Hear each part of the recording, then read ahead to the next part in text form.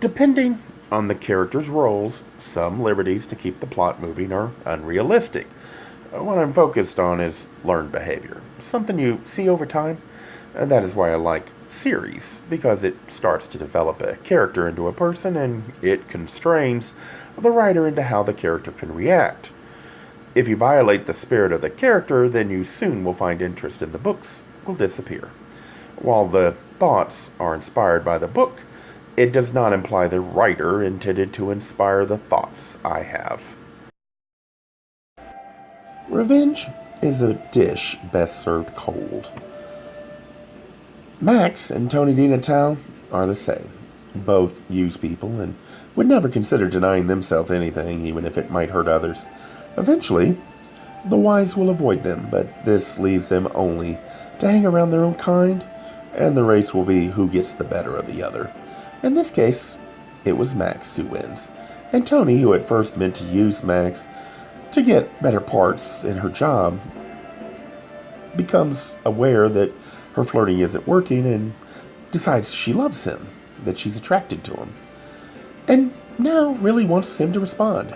He doesn't, since he is getting exactly what he wants, his ego scratched, and Tony to keep working for him. Tony pulls out the old standby that works for her, flirting, but this time not to use Max, but to use someone else to get Max to notice he could lose her, thinking that she's such a great catch that he would dare to do that. Jason is the unlucky person she chooses, likely because he showed interest in her, and since she cared nothing for him, she encourages it.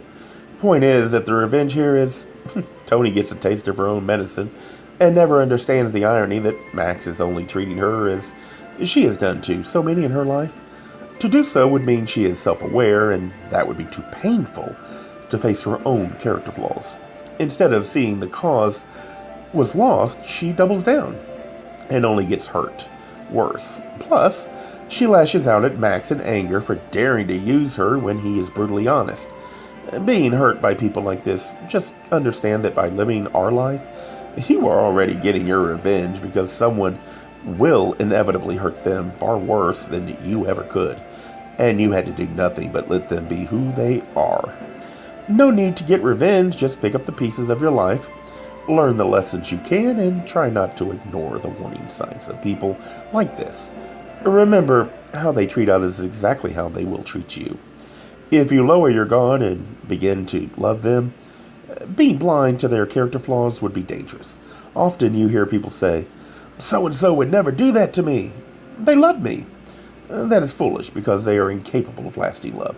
For that to work, you must be able to feel empathy for people, something these people can pretend but never really feel.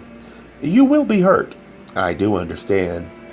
Remind yourself the only thing you can change is the future and the present, but not the past. The only person you can change is yourself. So the solution is to focus on how you fell into the mess in the first place, and look for that behavior in others. Decide how much of your heart, mind, and soul you trust to them. That you can do. You don't have to avoid them, just keep in mind it is unwise to rely on them for anything. They are flawed. You can manage them if you choose, but never forget those flaws.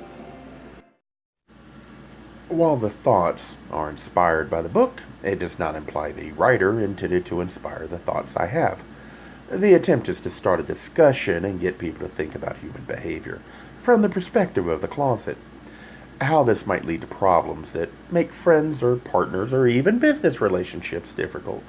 I can understand why some would dismiss this effort. I find reminders in how the characters behave with memories of my own experiences and then explore that aspect. It's meant to start people to think. It is not meant to imply I am right. If you do not share the ideals with others, then how will you know if you're right?